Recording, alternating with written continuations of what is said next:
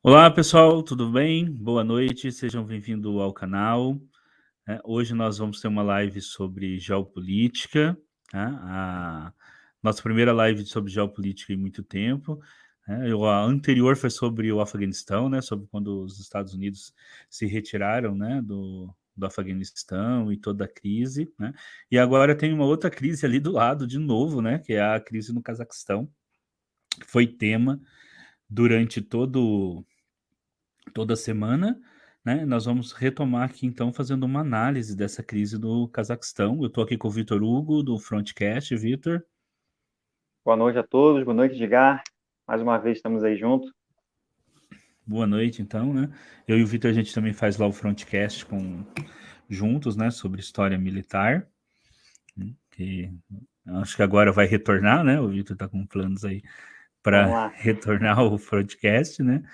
Onde a gente analisa lá algumas questões de história militar, que é sempre interessante também, até porque a gente tem que ver a história anterior para poder compreender um pouco dos conflitos geopolíticos atuais, né? A gente tem que entender um pouquinho sobre história militar. E sobre o Cazaquistão não é diferente, né? Antes até da gente começar a falar da crise atual, eu só vou dar uma breve falada aqui do mapa, né? Da onde fica o Cazaquistão, porque o Cazaquistão era uma ex-república soviética, foi inclusive a última a se tornar independente. Até no último momento eles acharam que não ia ruir tudo aquilo, né? Que eles iam ficar junto e na verdade acabou ruindo tudo, né? O que me faz pensar que eu acho que o Gorbachev deve ser o líder mais incompetente no final do século XX, né? O cara perdeu o segundo maior império do mundo na administração dele, né? O cara tem que ser muito ruim, né? Não, e parece que no final chutaram o balde, né? Desiste. Vamos desistir disso Então, aqui tudo, acabou. né? Parece pra Mas mim você assim. sabe, você assistiu aquela série americana sobre Chernobyl, Sim, da HBO? Sim, da assisti, HBO? assisti. Ali mesmo mostra que ele não era um líder muito, né? Uhum. Sim, o jeito que mostra ele ali já mostra ele assim meio sem autoridade, né? Sem querer, Uhum. né? Não, Sem tudo bem que um filme americano para falar, é, norte-americano, para falar sobre a União Soviética sempre vai falar não sobre ela, né, mas em é. algum ponto toque o governo soviético, vai sempre dar uma diminuída, mas Mas realmente os ele americanos tinha essa gostam do fama. Gorbachev, porque É, é verdade, porque verdade. ele fez o que os americanos não conseguiram. Ele É destruiu a União verdade, verdade. Soviética. Bom ponto. Ele destruiu a União Soviética, né? Mas Eles gostam. mas é aquilo, né? Esse tipo de liderança nunca vai ser bom em tudo, né? E dos moldes em que era a administração soviética, eles, você não tinha ninguém preparado em todas as áreas, né? Ou o cara era bom na administração pública, ou na economia, né? Ou na parte política, e cresceu dentro do partido. Mas um cara que pegue tudo, consiga administrar tudo, e que tenha uma equipe, consiga fazer uma equipe, porque vale ressaltar, né? Por mais que a gente fala que é centralizado e tudo mais, ninguém governa sozinho, né? Até os ditadores que você pode imaginar que tenha tudo bem mais centralizado, você tem que ter uma equipe, né, para trabalhar com você. Então, até escolher uma equipe, né, para trabalhar com você, para governar com você, também exige um certo conhecimento, sabedoria, né, um entendimento. Então, Exatamente. coisas que parece que lá no final não tinha, né? Parece que a própria alta cúpula do Partido Comunista Russo lá não estava, ou não sei se Entregou, estava né? empenhada, se entregou, né? Muitos anos também lutando para fazer a coisa da maneira que eles queriam e parece que viram que estava desandando e desistiram.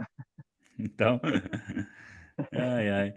Mas vamos lá, então. Ó, o Cazaquistão é uma república da Ásia Central, né?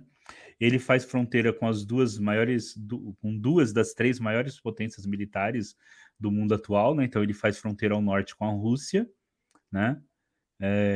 Faz fronteira também com a China, faz fronteira com o Kirguistão, com o Uzbequistão, com o Turcomenistão e com o Mar Cáspio, tá? Inclusive ali até hoje eles têm existe ali uma disputa ainda, né, para os recursos do Mar Cáspio, né, porque é um mar interior e esses países que fazem ali fronteira com o Mar Cáspio, eles estão ainda ali numa disputa para ver quem vai ficar com que área do mar, né, porque o mar tem grandes riquezas ali, né, inclusive eu acho que petróleo, tá? Uhum. Então ele tem bastante petróleo, então eles estão ali, são 5 países, né, a Rússia, o próprio Cazaquistão, o Irã e mais outros 2 países que disputam ali, então, a, esses riquezas ali do Mar Cáspio. Agora, Bom, pode falar. em se falando de geografia, né, só uma curiosidade, não sei se vocês conseguem ver, já viram o mapa, né? Por uma faixa de cerca de uns 20, 30 quilômetros, o, o Cazaquistão não faz fronteira com a Mongólia, né? Uma faixa bem pequena, né? Quase encostando na Mongólia ali. Então, só uma curiosidade. Ele é quase vizinho da Mongólia.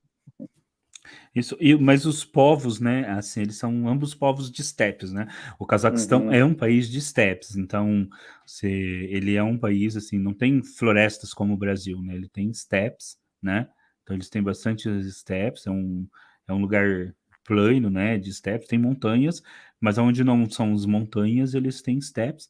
Inclusive, eles são conhecidos pelo mesmo esporte nacional que a Mongólia, que é a falcoaria, né? Eles uhum. praticam a falcaria, que é o mesmo esporte nacional que a Mongólia, né? Até esses tempos atrás eu li um livro de um autor angolano, ai, agora me ai, nossa, me escapa o nome dele agora, que chamava justamente que falava justamente sobre as estepes da Mongólia, assim, um livro lindo. Eu vou postar Hum, depois aí no, na, na comentar. descrição, né, do vídeo aí, depois, ou nos Uhum. comentários, vou postar o nome do livro. É um livro lindo de um autor angolano, que inclusive se tornou leitura obrigatória para os vestibulandos brasileiros, né? Mas é um livro muito bonito. Legal. É interessante também falar que algumas pesquisas falam que os primeiros povos a domesticaram os cavalos, né, eram tribos do que hoje é o Cazaquistão, né? Lá Isso, né? nas estepes. Marcos Boaventura, boa noite. É um prazer ter você aqui. O Marcos Boaventura também estava ontem na nossa live sobre ficção científica. Boa É um noite, Marco. prazer. Boa noite. Então vamos lá, né? Essa crise no Cazaquistão começou, né? No começo aí logo no começo do mês. Então o que que acontece, né? O governo do Cazaquistão ele resolveu emparelhar colocar preço de mercado no gás liquefeito, né? É mais ou menos o que foi feito aqui no Brasil com a Petrobras e a gente está Uhum, vendo aí o preço da gasolina como subiu. Só que nesses países o gás, ele lá no Cazaquistão, parece que os carros em grande parte usam gás liquefeito, né? E porque era mais barato. E nesses países você usa o gás também por questões de aquecimento também, né? Você usa por questões de aquecimento das casas, etc. Né? Faz frio, né? Então uhum. você usa também porque apesar de ser deserto, né, faz muito frio à noite, né, principalmente. Ser Sim. steppes, né, as steppes são muito geladas. Pode falar, Vitor. Outra coisa também, né? A questão da energia, né? Está estritamente ligada a esse aumento. Então, o Cazaquistão, para quem não sabe, é um dos países que são mineradores de bitcoins.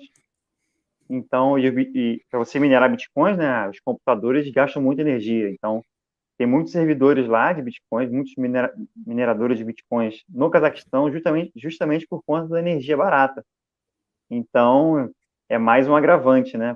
Porque você aumenta a energia, a produção do Bitcoin deixa de ser tão barata, né?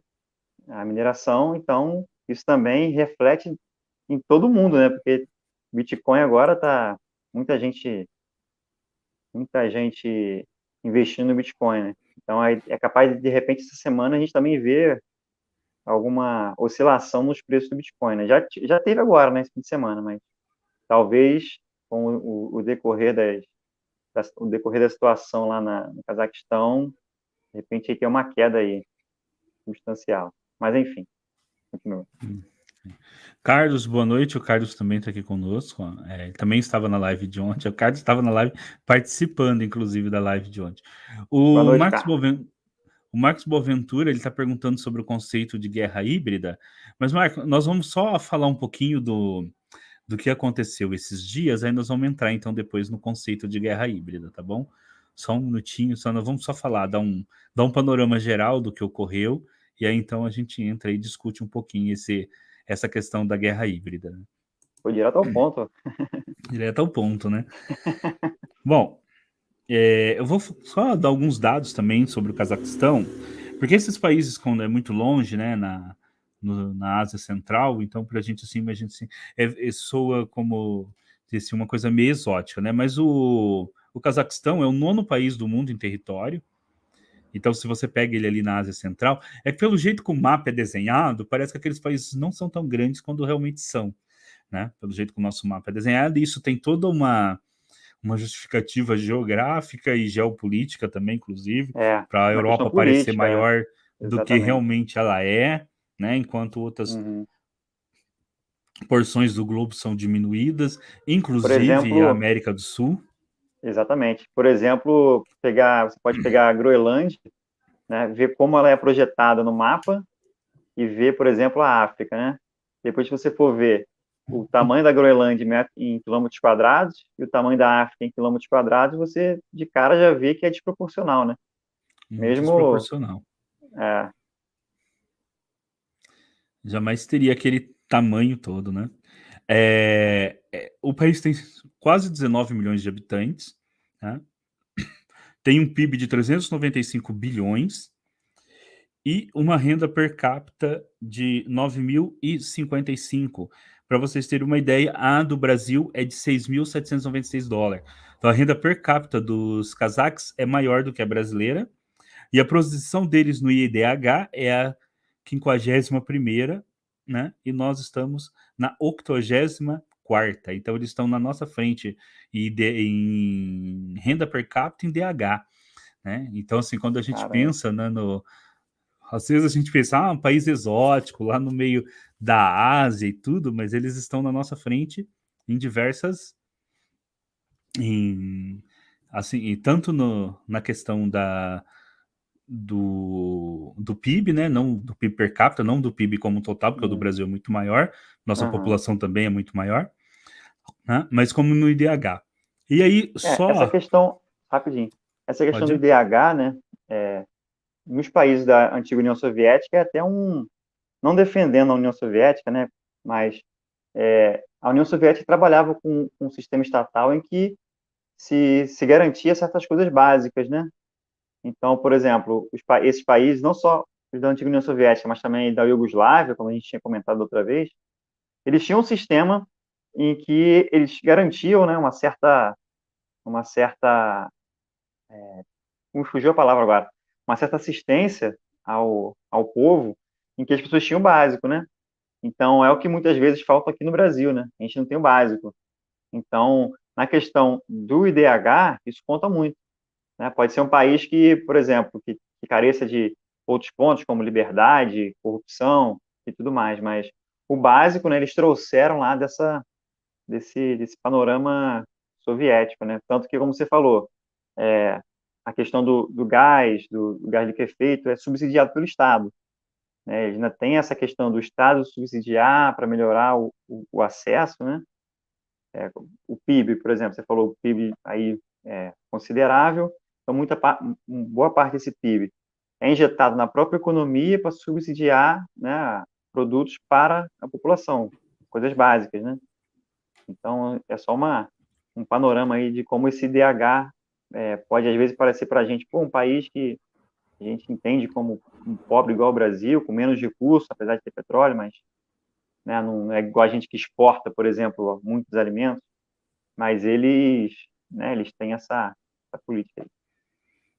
Até porque assim, uma questão e tocando aí pela última vez sobre a União Soviética para a gente continuar, é que as pessoas acham, até porque é um panorama que é meio passado aqui no Ocidente, assim, que os russos tinham tudo e as outras repúblicas soviéticas eram tipo colônias exploradas, e não é verdade. Inclusive, se você for pegar na história russa, depois do Lenin, só teve mais um presidente que era russo, né? E, se eu não me engano, foi o próprio Gorbachev que era russo. O restante dos outros presidentes da União Soviética não eram russos, inclusive o próprio Stalin não é russo, é ucraniano. Era Né? georgiano, né? Georgiano, ucraniano, era Da Geórgia. georgiano? Jorge. É, Então, e teve 2 presidentes que foram ucranianos. não Inclusive sabia. foi quando a Crimeia, que era uma província russa, foi passada para a Ucrânia. Foi quando esses É, presidentes, tá? Que é outra então, questão, né? é, É tanta uma outra verdade isso que você questão está aí. falando, tanta verdade que eles colocavam, eles tentavam desenvolver esses países satélites justamente para poder manter o domínio, né? Eles Manter um. levavam fábricas, né, indústrias de uma maneira geral, exploração de bens minerais e também mandavam população russa para lá para ajudar, né, na, no crescimento local, né? Por isso que hoje a gente tem aí no território que é da Ucrânia, muita gente na região do Donbass que é russo, no próprio Cazaquistão a gente No próprio é, Cazaquistão. também tem russos, né? A E aí segunda vai, porque língua oficial é o russo, né? Inclusive. Bom, aí lá só para terminar esse pequeno panorama aí do Cazaquistão, o Cazaquistão ele faz parte de vários organismos internacionais, né? Vou citar aqui 2 que são muito importantes porque nós vamos falar sobre eles, né? Um é a Organização para a Cooperação de Xangai, que é atualmente a organização econômica mais forte, mais poderosa do mundo, no sentido de reunir os maiores PIBs, né, ali muito do mundo, numa organização econômica ali, porque reúne China e reúne todo o pessoal ali asiático, né, reúne quase todas as potências asiáticas, tá? E aonde você está construindo a nova Rota da Seda, e a nova Rota da Seda passa pelo Cazaquistão para chegar na Rússia e da Rússia para a Europa, né? Que passa da China, passa pelo meio do Cazaquistão. A China, inclusive, tem 2 intenções: passar uma parte da rota pelo Cazaquistão e outra parte pelo Oriente Médio. Só que pelo Oriente Médio, os acordos com o Irã já foram firmados, mas passar uhum, pelo Iraque, pela Síria, por ali, é um pouco mais complicado. Mas a é, intenção é essa: ter 2 rotas da seda, uma passa pelo Cazaquistão, e por isso o Cazaquistão tomou uma dimensão geopolítica nos últimos anos extremamente importante, justamente por causa da Rota da Seda. E o Cazaquistão também, né, e faz parte do. Pode falar. não, só um ponto, né?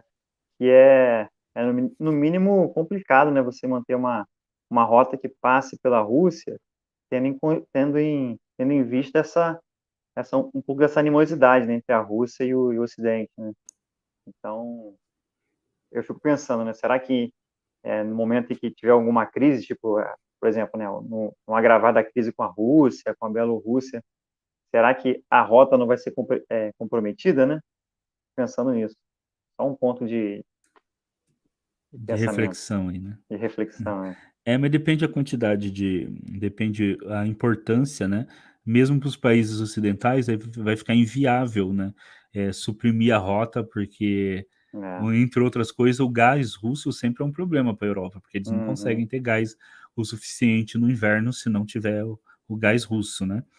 E É. outra organização que o Cazaquistão faz parte é a Organização do Tratado de Segurança Coletivo, que foi institucionado em 1992, depois da queda da União Soviética e do Pacto de Varsóvia, e que vai substituir, né, as alianças militares que haviam na época da União Soviética. Fazem parte da Organização do Tratado de Segurança Coletivo a Rússia, a Armênia, a Bielorrússia, o Kirguistão, o Daguestão e o Cazaquistão. E depois nós vamos voltar a falar sobre isso. Né? Nós vamos voltar a falar da importância dele, porque justamente vai ser a esse organismo que o Cazaquistão vai pedir apoio. Então vamos lá, vamos fazer então um breve contexto aí, Vitor. Então, teve o aumento do gás e logo começou a ter movimentos populares. Né? Houve reivindicações pela diminuição do gás, que são reivindicações legítimas, né? Imagina que de repente dobra o preço do gás, é tão importante que são legítimas, né? E elas começaram ali, só que logo que essas reivindicações cresceram muito, Elas cresceram muito na terça e quarta-feira, dia 4 e 5, né? Com manifestações por causa do gás. Mas logo o governo voltou atrás, né? O presidente Kazim Jomart voltou atrás. Takaya, né? Kazim Jomart Takaya voltou atrás. O governo caiu, o primeiro-ministro caiu, porque lá tem o primeiro-ministro, então o chefe de Estado é o presidente, mas o chefe de governo é o primeiro-ministro. Aí o presidente ele pode pedir a demissão do primeiro-ministro quando existe uma grande crise, né? Porque o presidente que é o chefe de Estado, né? Então, o primeiro-ministro caiu, ele pediu demissão, o presidente Takai aceitou, né, esse pedido de demissão, e logo ele voltou atrás nas medidas e declarou o controle do preço do gás liquefeito, né, e do diesel e da gasolina, né? E se esperava que com isso os protestos parassem, porque o governo caiu, ele cedeu, mas os protestos continuaram, né? E eles não só continuaram, como eles foram ficando mais violentos, né? Inclusive com a tentativa de derrubar a estátua do presidente anterior, eles foram ficando mais violentos, e por isso que nesse momento é que vai entrar o conceito de guerra híbrida, né? Quando os movimentos populares são atendidos, mas eles continuam, né, e vão se intensificando, é que se busca uma explicação do porquê, né, e aí que entra o conceito de guerra híbrida. Você gostaria de falar um pouco desse cenário inicial, Vitor? Sim. A gente tem aí, só para ilustrar para o espectador, né? A gente tem aí alguns panoramas, né? Algumas visões. Primeiro é da mídia ocidental, né? Que é o que chega para nós. Por exemplo, se você ligar hoje a televisão na Globo, na SBT, na Record, por exemplo, a gente vai ter pessoas, repórteres, né? Replicando o que grandes agências, né, da Europa e dos Estados Unidos eles propagandeiam, né? AFP, BBC, por aí vai, né? Como os jornais brasileiros não têm condições de ter repórteres em vários lugares do mundo, né? Eles pegam, né, o que essas grandes agências propagandeiam, né? E fazem seu filtro, enfim. Então, a primeira narrativa, a gente pode dizer narrativa, é de que realmente é como o Edgar falou, né? As pessoas se viram prejudicadas com o aumento, e mesmo após, né, o governo ter voltado atrás, elas continuaram, viram que ali era um caminho para reivindicar mais coisas, né? Então, esse é o primeiro panorama que a gente tem logo de cara quando a gente consulta a mídia tradicional, né? Por outro lado, a Rússia, né, e a mídia no Ocidente que tem o mesmo entendimento, né, que a mídia russa, por exemplo, acho que Sputnik News e outras mídias assim, eles entendem de outra forma, né? Entendem que ali é uma maneira de desestabilizar um aliado da Rússia nesse contexto geopolítico com a OTAN, né? Então, o conceito de guerra híbrida entraria nesse ponto, como o Ocidente, né? Se fala Ocidente, mas basicamente a gente sabe que se fala dos Estados Unidos, eles que têm esses tentáculos, né, na política de vários países, né? O Ocidente, quem? É os Estados Unidos, né? Teria fomentado, né, via redes sociais, uma inflamação, né, dessas, como o Edgar falou, dessas reivindicações justas, né? Teria inflamado, inclusive alegam que fakes de outros em outros países, né, teriam lá aumentado, né, a pressão. Então, nesse entendimento, se derrubaria um aliado do governo russo, nesse contexto geopolítico, da OTAN versus Rússia, a gente pode dizer assim. Um outro panorama é um panorama que vamos dizer assim, a defesa dos americanos perante essas afirmações dos russos. os americanos falam, né? De que os próprios russos teriam fomentado essas manifestações violentas, né? Que é o que decorreu do aumento, para sim poder ter a desculpa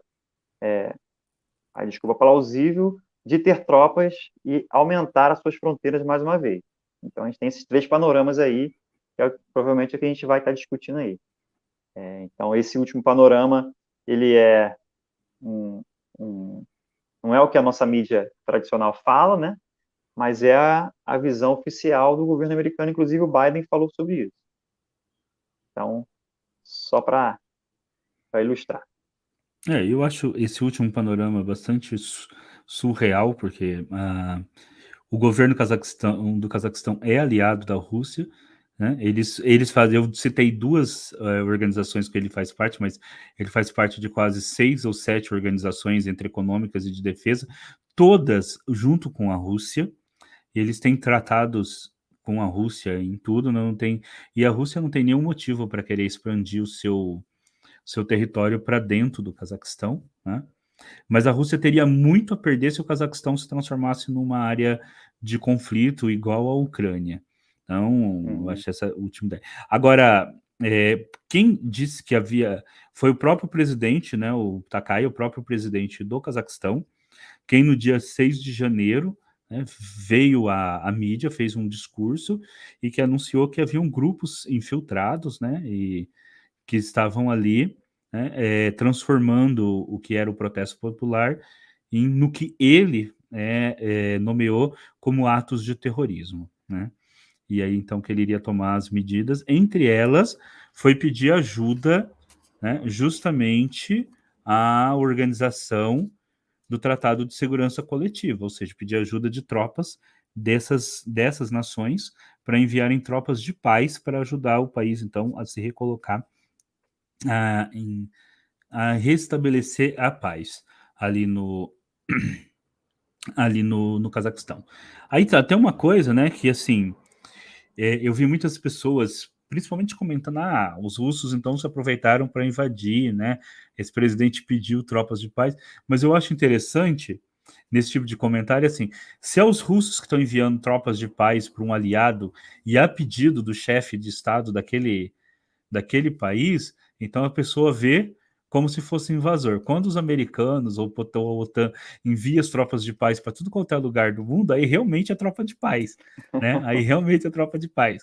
Quando é o outro lado, é ocupação, né? É uma desculpa para ocupar, mas quando é a OTAN, os americanos que têm aí tropas no mundo inteiro, bases no mundo Uhum. inteiro, aí é tropa de paz, né? Então, É, na eu verdade, costumo, existe um tratado entre estados ali e, sim, pela norma desse estado, ele podia pedir esse apoio. Se, né? eu costumo dizer que ninguém é mocinho, ninguém é totalmente mocinho, ninguém é totalmente bandido, né? Então é complicado a gente falar essas coisas. Mas, assim, eu deixo a minha crítica aí também ao governo deles, do Cazaquistão, porque é possível. Tudo bem que tinha pessoas envolvidas lá para poder fomentar, né, toda essa questão, mas aquela declaração de poder atirar, né, munição letal na população, nos manifestantes é bem complicado, porque se você tem pessoas Foi infiltradas, um exagero, né?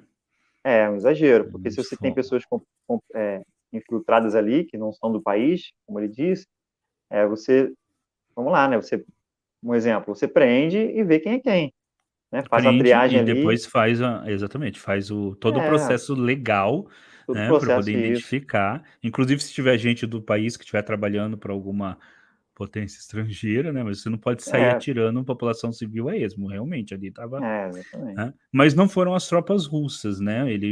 Não, Ele falou isso para as tropas do próprio país, né? As uhum, tropas russas e dos outros países, né? Que não é só russa, né? Foram também soldados eu acho que da Armênia e de outros aliados. Eles estavam só ocupando os chamados lugares de segurança, tipo aeroportos, esses lugares, né? Para impedir que houvesse infiltração. Mas eles em si, eles não, até onde me foi possível ver, eles não, o confronto com a população, eles não tinham, não seria, eles não iriam entrar em choque direto ali nas manifestações. Mas realmente há um exagero, né? Houve um exagero do presidente ao fazer essa declaração, ele deveria ter encaminhado as coisas para, né? Prende e depois faz o devido processo legal, né? Dando a chance de cada um responder, né? Legalmente pelos seus, né? Aí acho que é o medo da desagregação ali, Uhum. né, fez com que tomasse decisões exageradas que depois ele, né, que depois inclusive perde a legitimidade frente a outras É, nações, né? e frente ao Mas próprio se povo, eu não né? me engano, Porque na se... declaração dele também, ele falou que era para revidar só se alguém usasse arma do outro lado, não era isso? Só Sim, se sim. fosse, só se houvesse bandos armados, né? Não É, contra civis desarmados, né? mas aí num Mas aí tem contexto esse de problema, né? manifestação, Pode ter é, pode ter um único lá na manifestação, o cara atirar e os soldados naquele contexto de coisa, né? Mas até onde eu vi também parece que não me houve, né? Nenhum. né, eu não tive Assim, aí eu nenhuma. não sei se. É, Até porque assim, conforme tá esse estado de sítio, aí as notícias já não chegam tanto, né? Nós vamos ter que é, esperar acabar o é, estado de sítio lá para saber. e por exemplo, e como a gente está falando de uma possibilidade de pessoas de fora fomentarem o povo, né? Fomentarem o povo para poder fazer essas manifestações, muitas pessoas que de repente não têm nenhum contato, né? Nenhuma ligação com agentes externos, né? Poderia apenas ter sido levada por propaganda, né? Poderiam estar nessas manifestações, né? Então, como você falou, né? Prender, levar, saber quem é quem, o que faz, né? Da vida, de onde veio. É Mas é só um porque manifestante comum que se indignou, né? E foi esse é just, fomentado. Né? esse é justamente o principal conceito da guerra híbrida, né? Você tem poucos agentes, ou internos ou externos, mas a propaganda convence um grande número de pessoas que passam a ser realmente convencidos que aquilo é o certo, mas eles não sabem que estão Uhum. sendo manipulados, né? O conceito justamente da guerra híbrida é esse, né?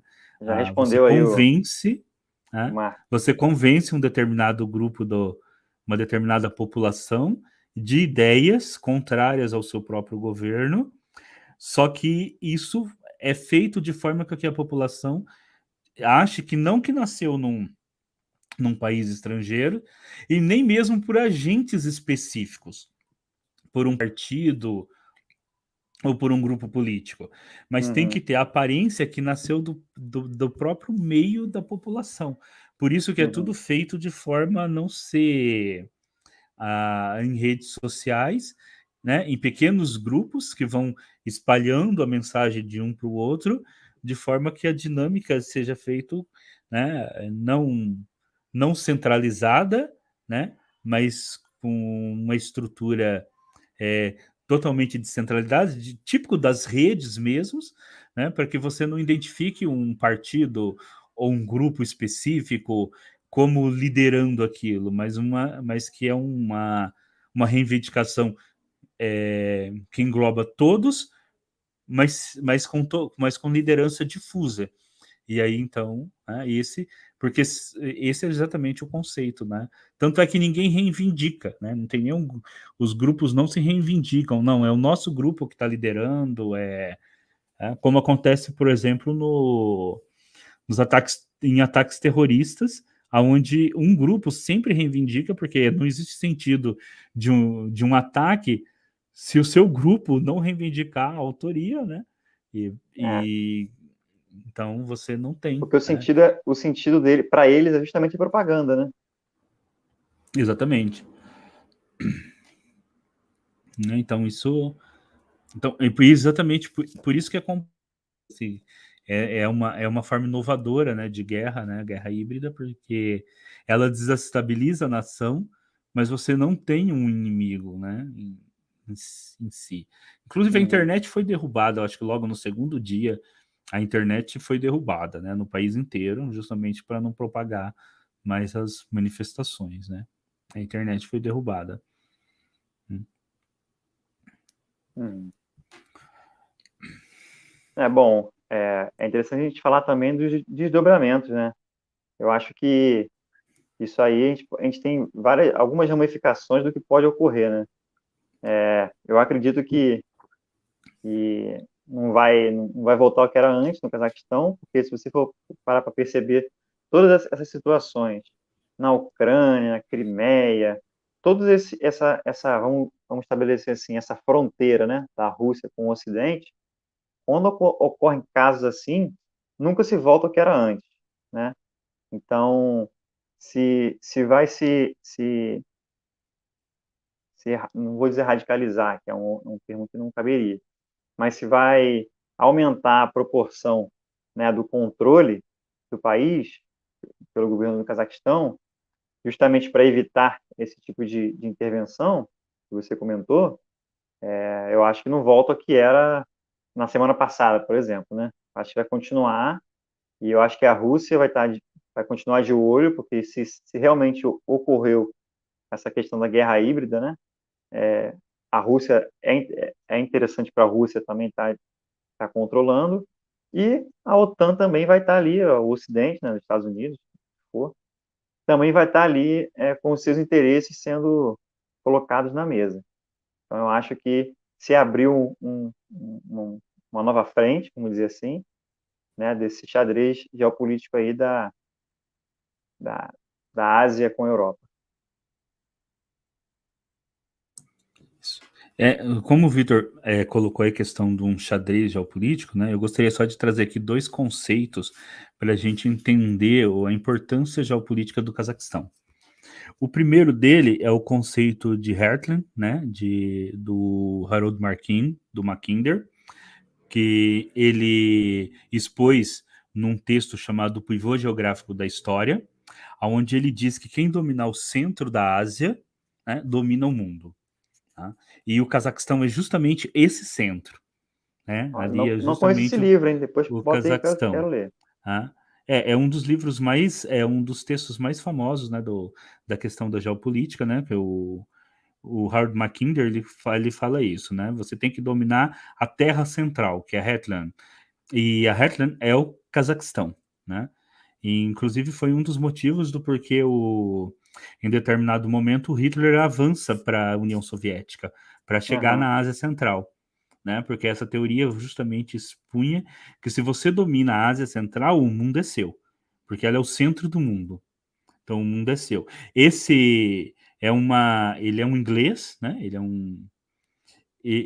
é um geopolítico inglês, né? Que é o criador dessa teoria, porque justamente para justificar que a Inglaterra mantesse o seu poder ali nessa região, né? Da Índia, do Afeganistão, que a Inglaterra tinha nessa época, né, e impedir que os russos avançassem para o sul.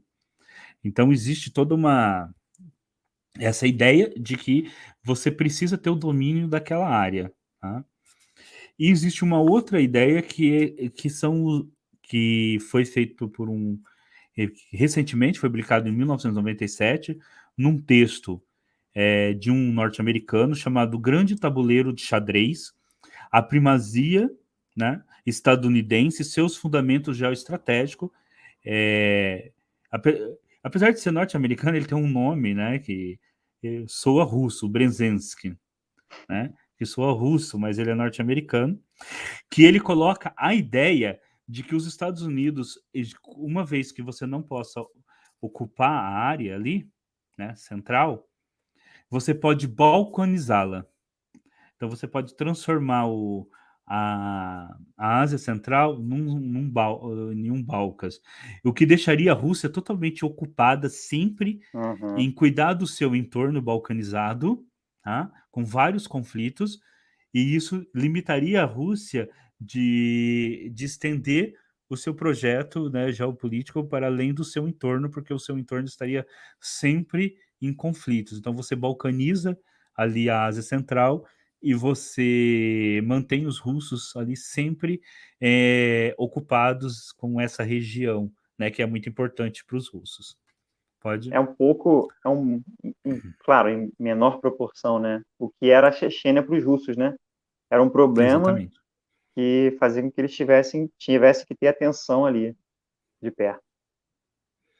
Os russos estavam todo o tempo ocupados ali com a Chechênia, tá? Uhum. E se afastaram das questões globais. E agora os russos voltaram. E se você já tem essa espécie de balcanização na Ucrânia, né? E aí você abre uma outra frente no Cazaquistão, quer dizer, os russos ficam ocupados ali em duas frentes distintas, no Uhum. seu próprio entorno geoestratégico, né? E aí eles não têm como lidar com as grandes questões junto com o Ocidente. Inclusive, isso é interessante porque nessa semana que vai entrar agora, vai ter uma reunião entre o Putin e o Bin, sobre as questões de mísseis nucleares.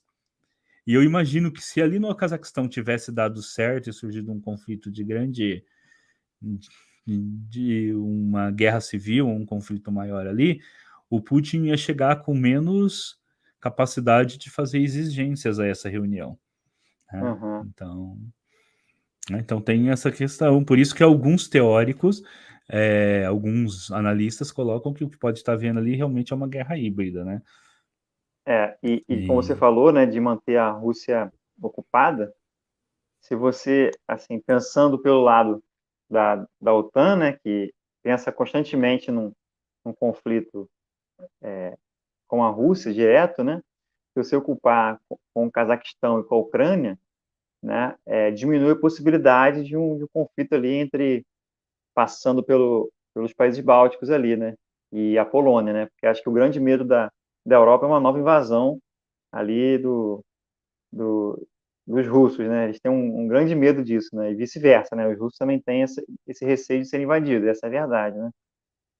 Alguns filmes, se você for perceber no, na parte cinematográfica dos russos, né, nos últimos, bota aí 20 anos, 20, 30 anos, é sempre a questão da Segunda Guerra com a Alemanha invadindo, né? Sempre a questão da invasão, e muitas vezes tem discursos bem claros, bem nítidos, né? De que, de que existe um confronto, né? Histórico e tudo mais. A questão do Alexander Dugin, né? Do conflito dos atlantistas, né? Com os eurasianos. E, e pelo outro lado, na Europa também. Você tem filmes.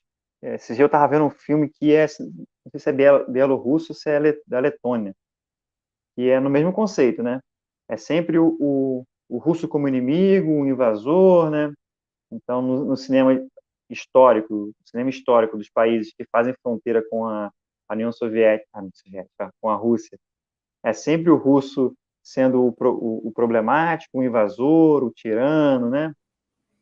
E sempre, ao meu ver, né, na minha visão, esses dois tipos o cinema desses dois, tanto da Rússia quanto dos países que fazem fronteira com eles na Europa, né, eles querem demonstrar para as novas gerações, né, de que existe um inimigo ali. Então isso fortalece o discurso político, né, tanto de um lado quanto do outro. E você tem muito filme ali, muito filme. Se você for pesquisar, você vai ter filme Letônia, Estônia, Polônia, tem muitos filmes da Polônia, né? Colocando lá o russo como o grande vilão, o cara que estupra, que faz tudo, né, tudo mais. E tem um filme russo, se não me engano, o Tigre Branco, que fala de um, de um tiger, né? Que tem até uma coisa meio mística, assim. Ele, não vou falar o final, mas tem uma parte que fala explicitamente, né, sobre que a como se nossa fosse uma live de dar spoiler é a de sábado, onde a gente dá spoiler de tudo quanto é livro e filme. Não, mas assim, tem se não me engano, é nesse Tigre Branco. Tem um discurso, né? Discurso mesmo, em que fala que algo como se fosse uma profecia, né? De que no futuro, né? Os alemães voltariam, né? Tipo aquela coisa, né? Olha, no futuro a Europa vai querer é, entrar em confronto conosco de novo, né? Então, estou fugindo do assunto, mas acho que tem a ver, né? Essa questão da propaganda de ambos os lados aí. Porque entra nessa, agora que estou lembrando, entra na questão que você falou de manter a Rússia ocupada. Porque o medo da OTAN é um confronto ali pelos países bálticos, né? E Ucrânia também, mas principalmente a questão da Polônia. Porque uma vez o confronto direto com a Polônia coloca em risco a Europa Central, né? o coração da Europa, que é a Alemanha, basicamente, né? É França e Grã-Bretanha. Então, estrategicamente para a Europa, né? Faz sentido manter aí a Rússia preocupada com outras partes que não a fronteira direta com o centro da Europa. Então, já que você citou a Polônia, tem um líder polonês chamado Józef Piłsudski, que eu não sei se eu estou lendo corretamente, né? Não sei se é a minha pronúncia, José Piłsudski, tá? Que foi É líder só você falar assim, polonês ó.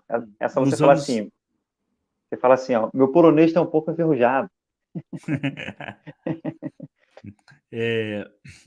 que nos anos 30 ele já tinha escrito, ele já tinha propagado esse conceito, nos anos de 1930, né?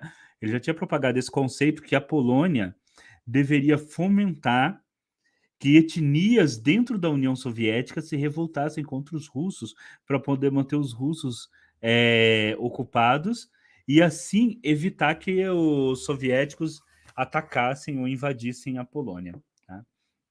Agora, tem uma questão aí, né? O que que uma guerra híbrida ali, né, no Cazaquistão, traria de vantagens para as potências ocidentais aí, né? Primeiro, a gente já falou na questão da balcanização da Ásia Central, levando um novo fronte ali na Rússia.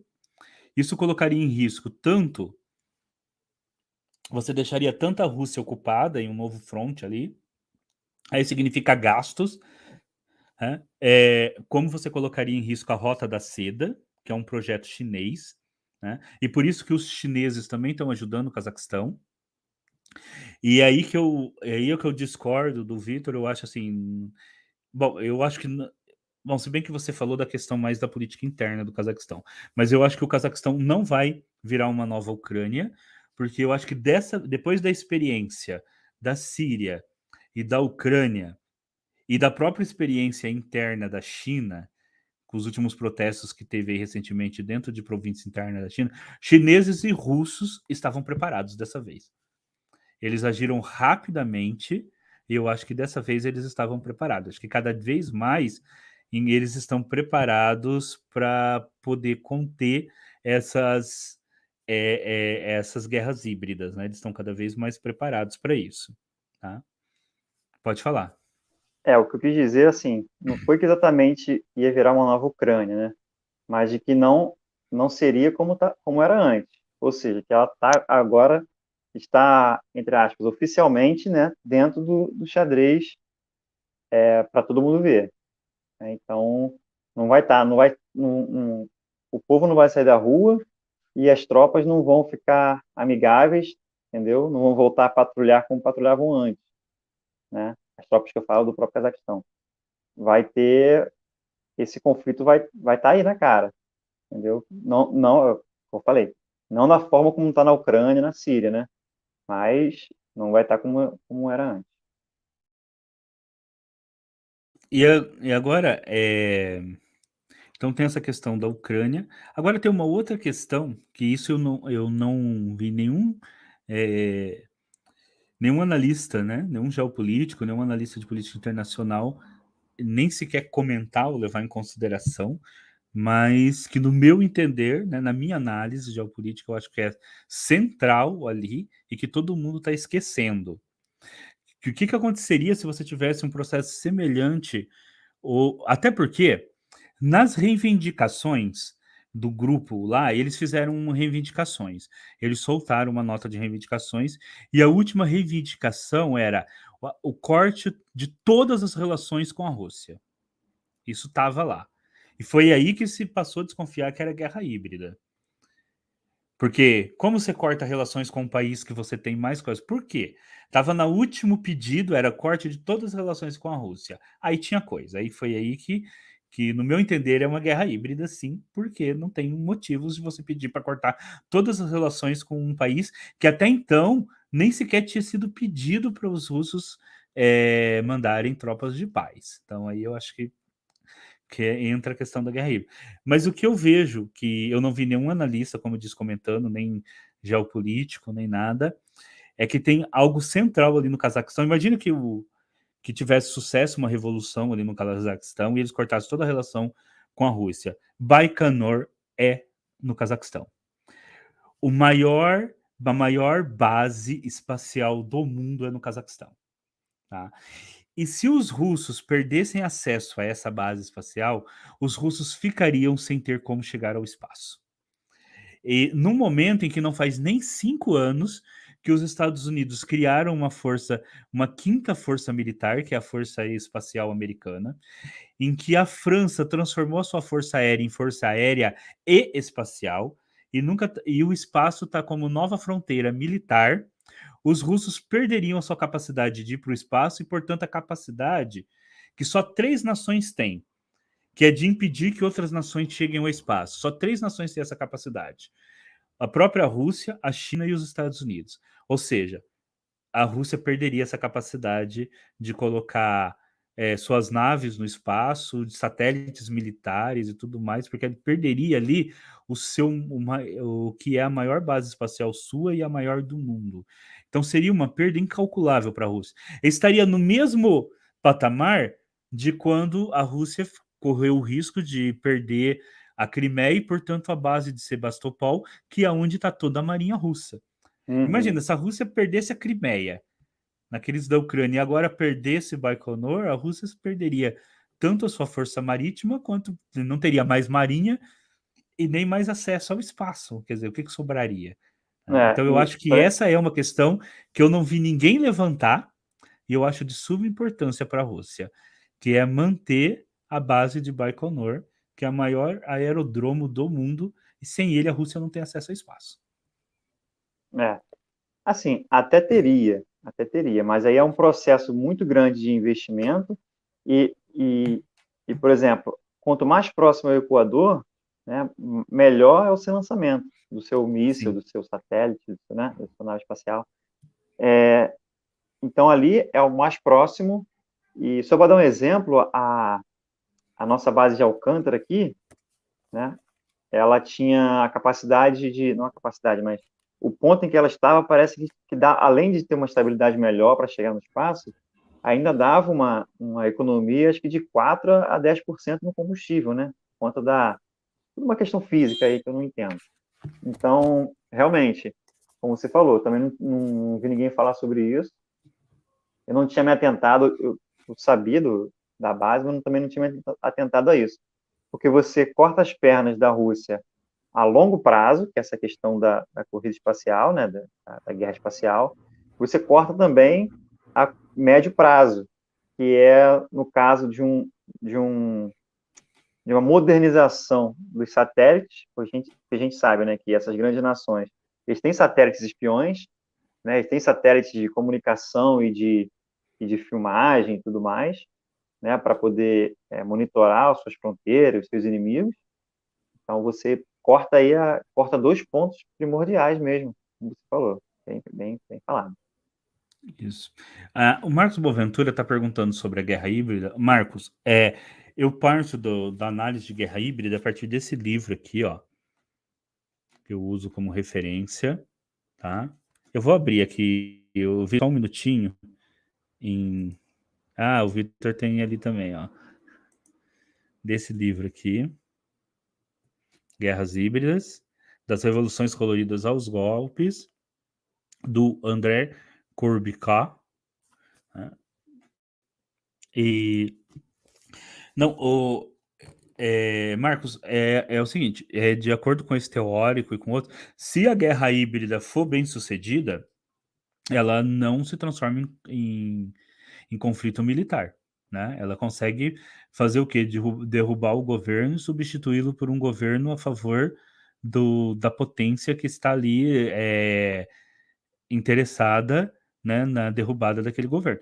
Quando acontece como na Síria, é porque ela não foi bem sucedida, né? Então, ela inicia como guerra híbrida e se torna guerra convencional depois. Mas se ela for bem sucedida, não vai acontecer.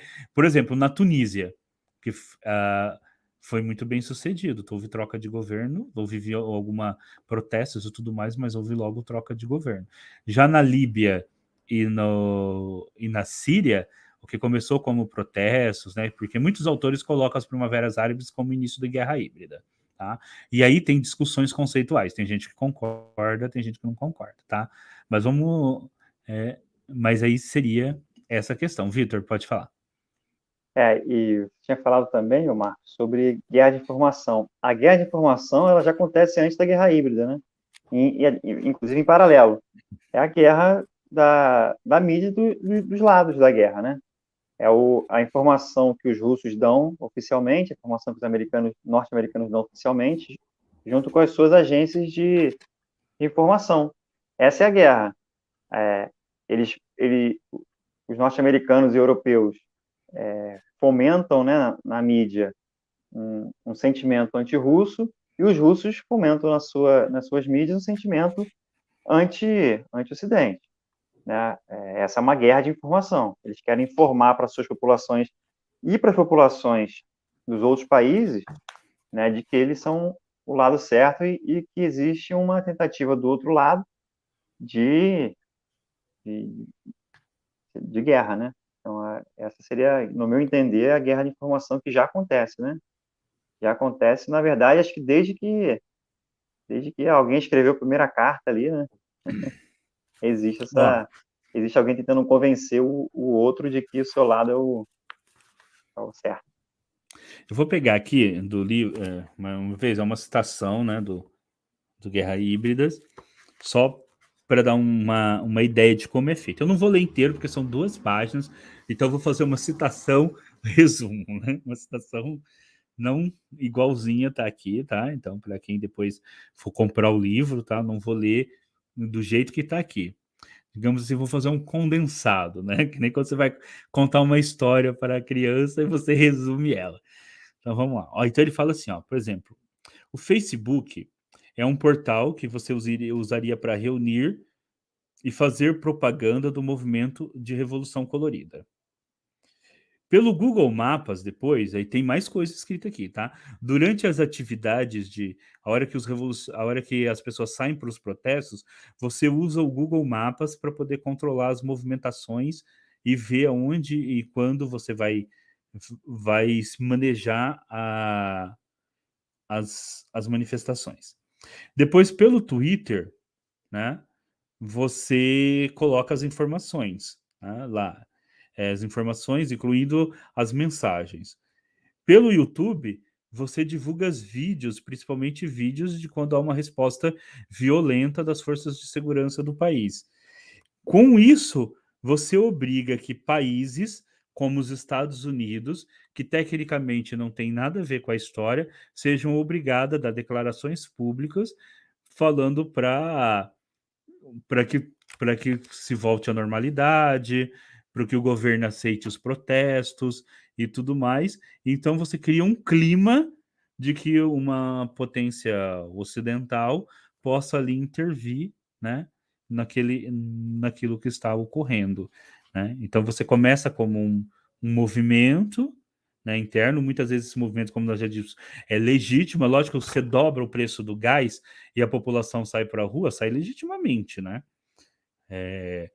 Mas quando até o governo já foi destituído e, e o preço do gás voltou ao controle e tudo mais, os protestos continuam e pedem que você ainda acesse relações com um país específico, aí você pode desconfiar que talvez esteja a guerra híbrida ali também gerando.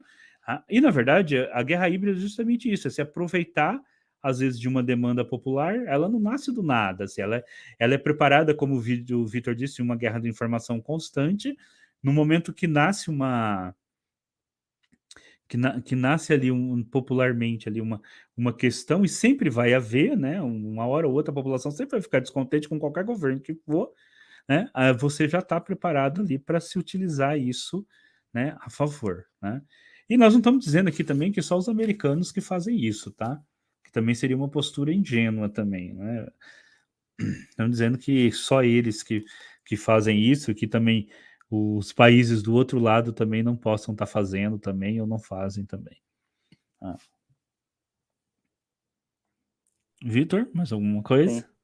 Não, acho que já exploramos o assunto de forma que não fique maçante, né? Uma hora já é legal. Já deu 1 hora, né? Nossa, gente.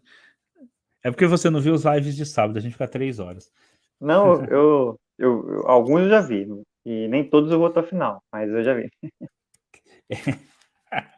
A de ontem foi muito boa, viu? Pega a de ontem para você ver. Uhum. Foi muito boa. Tá? Bom, então, alguma pergunta aí dos nossos live espectadores?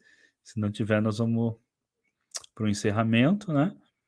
E a gente volta, né, a gravar outras lives conforme for se desenrolando a situação, né, no Cazaquistão, que seja se a situação...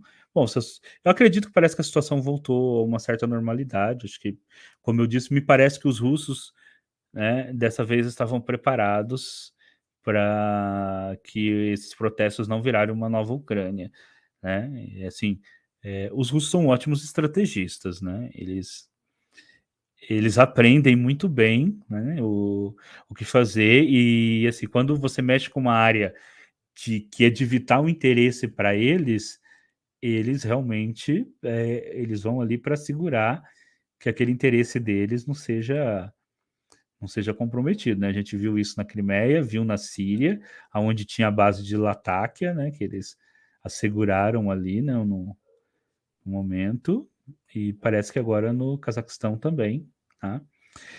Mas essa questão de guerra híbrida, ela é uma questão bastante controversa mesmo, e, e nós temos e aquilo que nós falamos aqui foi o resumo do resumo do resumo, né?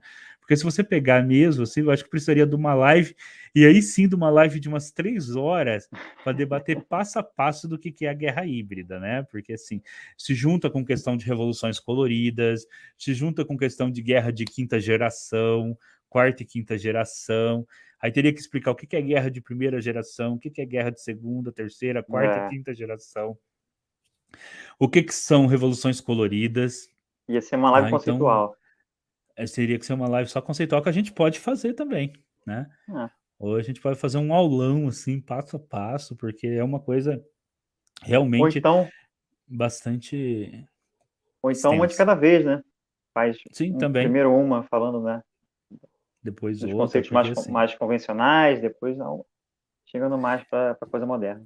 Inclusive nesse livro aqui, ele parte lá dos conceitos primários da geopolítica, do nascimento mesmo da Uhum, geopolítica, né, que eu citei aqui, inclusive, alguns autores, né, porque sem isso é realmente muito conceitual, né, você uhum. explorar todo o que é a guerra híbrida, né, é um conceito novo, mas é um conceito interessante e muito bem aplicado ao mundo contemporâneo.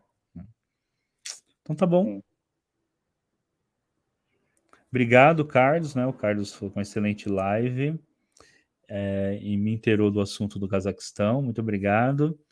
Obrigado Então aí. nós vamos encerrando aqui. Vitor, gostaria de falar, deixar Não, só algum... agradecer quem acompanha a gente aí, quem vai acompanhar depois, né, que o vídeo vai ficar no canal.